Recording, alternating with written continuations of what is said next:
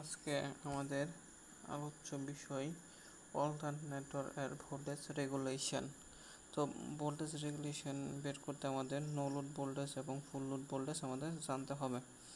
তো no load voltage হচ্ছে যে অল্টারনেটরে আর্মেচার কর্তৃক যে ভোল্টেজটা উৎপন্ন হয় এটা হচ্ছে নো লোড ভোল্টেজ। আর ফুল লোড ভোল্টেজ হচ্ছে কানেক্টেড লোডে যে ভোল্টেজটা যায় আর কি, ওইটা হচ্ছে যে লোড ভোল্টেজ। যে ভোল্টেজে লোড সংযুক্ত থাকে আর কি, এটা ফুল লোড ভোল্টেজ বলবো আমরা। তো ভোল্টেজ রেগুলেশন নির্ণয়ে ফেজ ভোল্টেজ নিয়ে কাজ করতে হবে আমাদের। তো সবসময় আমরা ফেজ ভোল্টেজ নিয়ে কাজ করব। যদি 3 ফেজ থাকে সেই ক্ষেত্রে আমরা স্টারের ক্ষেত্রে 3 ফেজ থাকলে আমরা √3 দিয়ে ভাগ করে ফেজ ভোল্টেজে কনভার্ট করে নিব। আর ডেল্টাতে আমরা জানি ফেজ ভোল্টেজ সমান লাইন ভোল্টেজ, তাই এখানে কনভার্ট করার দরকার নাই ডেল্টাতে। আমরা জানি আমাদের 3 ধরনের লোড আছে: রেজিস্টিভ, ইন্ডাকটিভ, ক্যাপাসিটিভ।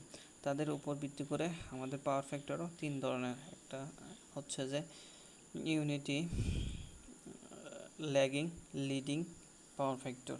তো প্রথমে আমরা ইউনিটি পাওয়ার ফ্যাক্টর দেখার চেষ্টা করব। ইউনিটি পাওয়ার ফ্যাক্টর, তো ইউনিটি পাওয়ার ফ্যাক্টরে এখানে ভোল্টেজ এবং কারেন্ট একই ফেজে থাকবে। তো তারপর আমরা ভেক্টর ডায়াগ্রামটা আঁকবো, ঠিক আছে, অল্টারনেটরের। তো ভেক্টর ডায়াগ্রাম আঁকে তারপর একটু ক্যালকুলেশন করব, তারপর দেখবো যে আমরা নো লোড ভোল্টেজ পেয়ে যাব, ঠিক আছে। আর যারা ক্যালকুলেশন না বুঝবেন তারা অবশ্যই বলবেন কমেন্ট বক্সে, তাহলে আমি প্রয়োজনে আলাদা ভিডিও করব তাদের জন্য।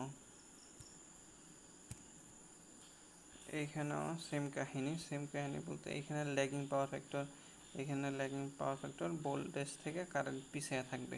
তো এখানে থিটা অ্যাঙ্গেল পিছিয়ে আছে। তারপর আমরা ভেক্টরিক্যালি ড্র করলাম ভেক্টর ডায়াগ্রাম, তারপর ক্যালকুলেশন করলাম, তারপর নো লোড ভোল্টেজের একটা ইকুয়েশন পাইলাম। এই সূত্র হিসেবে আমরা ম্যাথের মধ্যে ইউজ করব।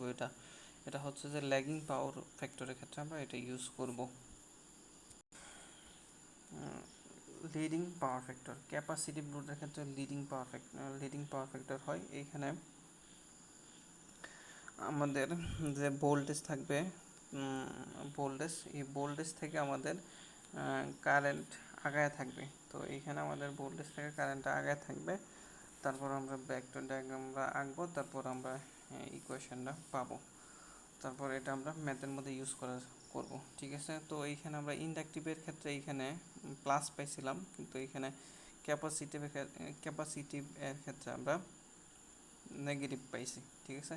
এটুকু মনে রাখতে হবে আমাদের।